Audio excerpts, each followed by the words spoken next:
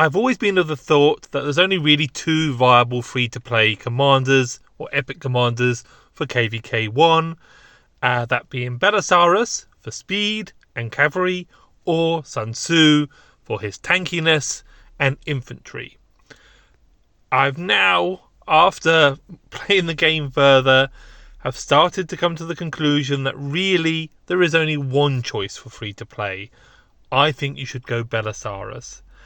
I know on paper, in Expedition, in Sunset, in a duel, the stats on his skill damage, Sun Tzu is the better commander.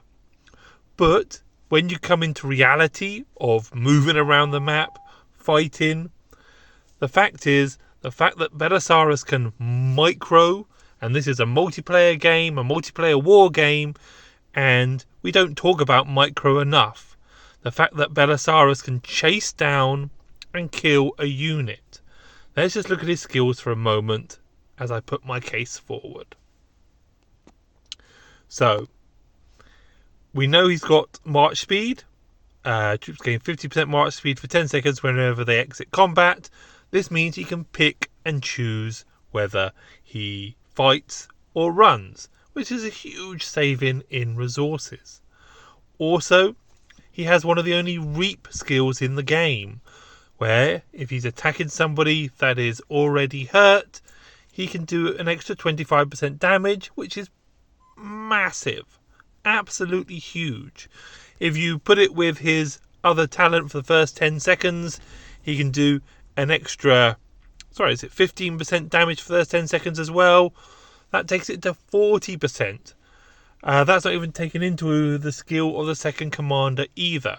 I personally don't use Rallying Cry because I want to squeeze every last bit of march speed that I can out of his talents, including right down to Thoroughbreds here, which is another 9%. So, I'm going to now get him to level 60. I'm going to get him to expertise, which I've already done expertise, and I'm going to dress him in as much march speed as I can, which luckily I've already made for Baybars on my Sunset Canyon team. And I think that the return that he can offer, although he can't trade toe-to-toe with anybody, that if I hunt marches that are already injured, say marching back to heal or going back to their pass, that he can do a significant amount of damage and trade really well against injured units. The question is though, who am I going to pair him with? My natural choice would be Cow, but I've only got him 5-1-1. He does bring an extra 3% march speed, but maybe I might do something a bit strange. Maybe I'll use Joan.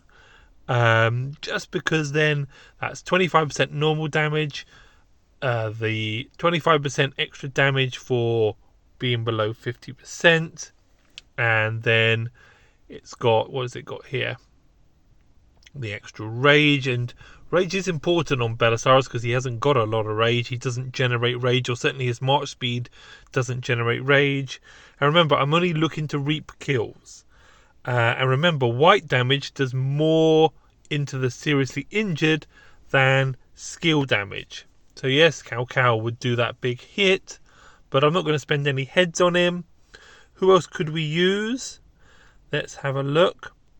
Maybe we could use one of the new commanders. Let's have a little look. Where's the cavalry guys? Archer infantry.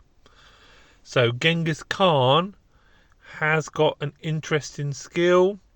So if Belisarius was above 70% himself, the target was below 25%, then this would stack, and that would be extra damage. And keeping Belisarius above 70% is pretty easy because he's so fast. Has a big skill hit, but rage requirement reductions, that could be useful, and has march speed, that could be brilliant. But my research into Genghis Khan is that you should avoid, he's terrible. But so let me know what you think about Genghis Khan. I don't actually know when I'm going to get the opportunity to get him. Oh, he's in the Mightiest Governor event. So let's see, when is that next due? I thought we just had one and he wasn't available then. And I can't see one come in. But I presume it will be soon or when KVK starts. So I might do something a bit insane like that. Or I would just carry on saving and use one of the epic commanders. I mean, Beibars is useful in that when he leaves combat, he gain lots extra march speed. I presume that adds up, because that would be 100% march speed if these two are together. So maybe it would be insane to start looking at Genghis Khan, but let me know what you think. But so going forward, or if I was to restart, I don't think I would do China. Also, I know we all very eager to get the Chinese 5% building, and yes, the extraction points recovery is good. What does Belisarius give? Stone gathering. Well, that's kind of useful for the first 2 weeks. Hospital capacity, so no. What you might have to do then is start Belisarius and maybe switch to Germany or switch to to China. But I say, I'm at the point of the game now where building speed up is now almost obsolete. So I think I'm going to move away from Sun Tzu. I do have an example I could give. Let's say you ran a shop. Sun Tzu is a really good cashier, but Belisarius is an okay cashier. But because he's a peacekeeper, he's also able to stock the shelves. You know, he can do two things. Where what am I going to do with Sun Tzu eventually? Absolutely nothing. Where Belisarius will also, going into the future, always be a peacekeeper, or one of my 5 peacekeepers for quite some time. So that's my thinking. So it's going to be goodbye Sun Tzu if I start again. And it's not like I duel that often.